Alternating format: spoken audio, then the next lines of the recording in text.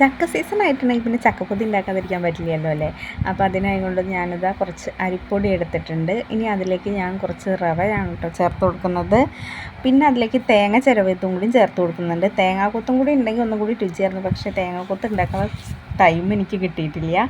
ഇനി അപ്പോൾ നമുക്ക് മെയിനായിട്ടുള്ള സാധനം ചേർത്ത് കൊടുക്കാം. ചക്ക വരട്ടിയതാണ് കേട്ടോ. ഇത് ഞാൻ ശർക്കര ചേർത്ത് വരട്ടി വെച്ചിട്ടുള്ളതാണ്. ഇനി അതിലേക്ക് ശർക്കര ഉരുക്കിയത് ഒഴിച്ചു കൊടുക്കാം. ശേഷം നമുക്ക് നന്നായിട്ട് തന്നെ കുഴച്ചെടുക്കാം. ഏലക്കാപ്പൊടി ജീരകപ്പൊടി ഇഷ്ടമുള്ളതിനനുസരിച്ച് നമുക്ക് ചേർത്ത് കൊടുക്കാം കേട്ടോ. ഈ സമയത്ത് കുറച്ച് ഉപ്പും കൂടിയും ചേർത്ത് നന്നായി കുഴച്ചെടുക്കാം. അപ്പോൾ കേട്ടോ ഇത്രയും കുഴച്ച് ഞാൻ റെഡിയാക്കി എടുത്തിട്ടുണ്ട്. ഇനി നമുക്കിതെല്ലാം വാഴയിലയിൽ പൊതിഞ്ഞെടുക്കാം. അപ്പോൾ ഇതാട്ടോ വാഴയിലയിൽ പൊതിഞ്ഞെടുത്തിട്ടുണ്ട്.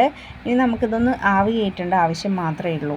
നമ്മളിതിനെ ചക്കപ്പൊതി എന്ന് പറയുന്നത് ഇങ്ങനെ പൊതിഞ്ഞെടുക്കണോണ്ടാണ് കേട്ടോ. അപ്പോൾ തൊട്ട് ആവിയിൽ വേവിച്ച ശേഷം നമ്മുടെ ചക്കപ്പൊതി ഇവിടെ റെഡി ആയിട്ടുണ്ട്. നല്ല രുചിയുണ്ടായിരുന്നു. അപ്പോൾ എല്ലാവരും ഒന്ന് ട്രൈ ചെയ്ത് നോക്കണം കേട്ടോ. ആദ്യമായിട്ട് ചാനൽ കാണുന്നവരാണെങ്കിൽ ഒന്ന് സബ്സ്ക്രൈബ് ചെയ്ത് സപ്പോർട്ട് ചെയ്യണേ. അപ്പോൾ ഓക്കെ, ബൈ.